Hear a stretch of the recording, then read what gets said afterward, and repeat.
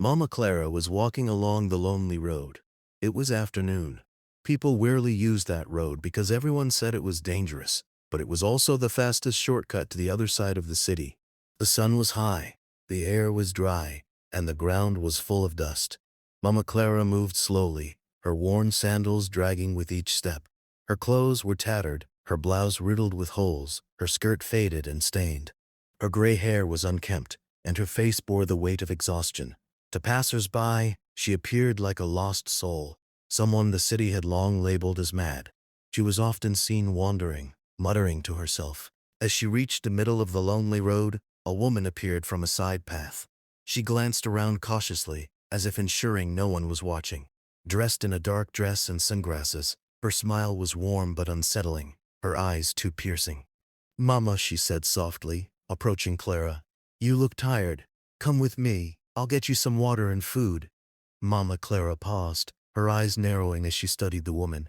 "No, thank you," she replied firmly. "I'm fine. Leave me alone." The woman persisted, stepping closer. "Don't be afraid, Mama. I just want to help you. It's not safe here." Clara shook her head and turned to walk away. "I said leave me alone." The woman followed, her smile tightening. Then, from the opposite direction, a man appeared, walking briskly. He was young, dressed in a clean shirt and jeans, his face kind but urgent. "Mama, don't listen to her," he called out. "This road isn't safe for you. Let me take you somewhere secure." Clara stopped, now caught between the two strangers. A woman's smile faltered, and the man's eyes flickered with something unreadable. They both spoke gently, but their words felt rehearsed. Suddenly, a teenage of 18 years boy ran toward them from a nearby alley. His clothes were plain, his face sweaty from running. "Mama, don't go with them," he shouted. All three turned to him. "They're not what they seem. They're con artists. I've seen them trick people like you before." The woman's expression hardened.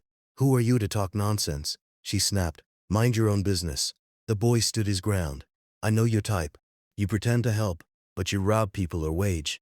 Mama, if you go with them, you're in trouble." The man glared at the boy. "You're just a kid. You don't know what you're talking about. I'll scream right now, and the people from those houses will come running. They won't ask questions before they act. Leave now, or I'll do it." Immediately, the woman grabbed the man's arm. "He's serious," she muttered. "Let's go before this gets messy." With a final glare, they hurried off into a side path, disappearing into the bushes. The boy turned to Mama Clara, his expression softening. "Are you okay, Mama?" Clara looked at him, her tired eyes warming. "Thank you, young man. You saved me." The boy smiled. "I'm Toby. I just finished secondary school, but there's no money for university. I hawk snacks around here to survive. I couldn't just watch them trick you." Clara nodded, her voice soft. "You have a good heart, Toby. Why are you out here alone?" He shrugged. "Life's tough, but I do what I can. I saw you and felt I had to help." Mama Clara studied him for a moment, then whispered, "Meet me tomorrow at the market square by 9 a.m. I want to show you something that could change your life." Toby's eyes widened. "Really? You'd help me?" Clara smiled faintly. "You helped me without asking for anything. Let me return the favor." Toby nodded, his heart racing with hope. "I'll be there, Mama. Thank you." They parted ways, and Toby walked home, whispering to himself, "God, let this be real." That evening, Mama Clara returned to her modest but tidy home. She opened the door quietly and stepped inside, where her daughter Esther was waiting in the living room. Esther looked up, surprised. "Mama, why are you dressed like that? You look like you've been through a storm," Clara chuckled, sitting down. "It's a long story, my dear. Today, I went out like this to walk unnoticed, to think clearly. People judge what they see, but I found someone special today." Esther raised an eyebrow. "Special? Who?" Clara leaned forward. "A young boy named Toby. He saved me from two con artists. He's kind, honest, and brave. I want to help him." Esther frowned.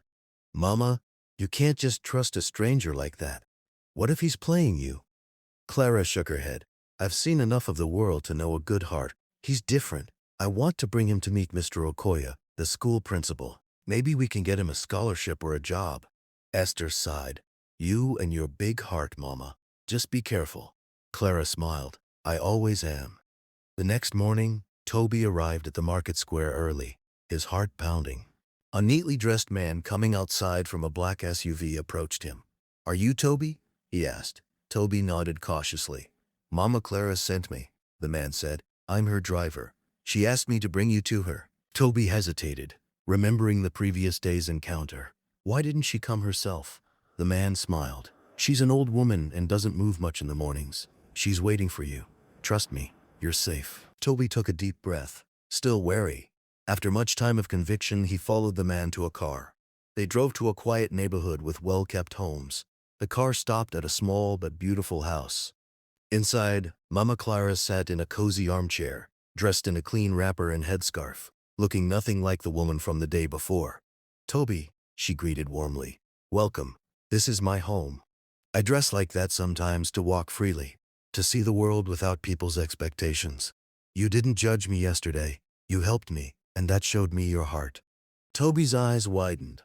Mama, I didn't know I thought, Clara laughed softly. Most people think I'm mad, but I'm just a retired teacher who likes to observe life. I want to help you, Toby. I know a school principal, Mr. Okoye, who might offer you a scholarship or a job at his school. You're young and deserve a chance. Toby's voice trembled. Thank you, Mama. I don't know what to say. Clara stood and patted his shoulder. Say you'll work hard. That's enough. A week later, Toby started working as an assistant at Mr. Okoye's school. The principal was impressed by his dedication and offered him a part-time job with a promise of a scholarship if he performed well. Toby threw himself into the work, grateful for the opportunity.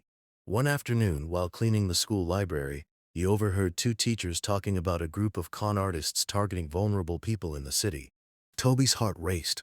He recognized the description of the man and woman from the lonely road. He went to Mama Clara that evening and told her what he'd heard. Mama, those people are still out there. They're planning to target more people like you. Claire's face grew serious. We can't let them continue, Toby. Let's go to the police. Together, they visited the local station and gave detailed descriptions of the con artists. Toby's sharp memory helped the police identify the pair from past reports. Within days, the man and woman were arrested, thanks poems to Toby's courage and Clara's support. Months passed, and Toby's life transformed. He excelled at his job, earned his scholarship, and enrolled in evening classes to pursue his dream of becoming a teacher. Mama Clara became like a grandmother to him, always checking in, offering advice, and sharing stories of her teaching days. One evening, as they sat in her living room, Toby looked at her with gratitude. Mama, you changed my life. I was just a hawker with no hope, but you saw something in me. Clara smiled. Toby, you saw something in me too. You didn't walk past that day. You stopped to help. That's why we're here now. Toby nodded, his eyes misty. I'll never forget you, Mama. They sat in comfortable silence, the bond between them stronger than ever. Dear viewers, what lessons did you learn from this heartfelt story? Share your thoughts in the comments below. If you enjoyed this tale, give us a thumbs up, share it with friends, and hit that subscribe button. Don't forget to turn on notifications for more inspiring stories. Stay blessed.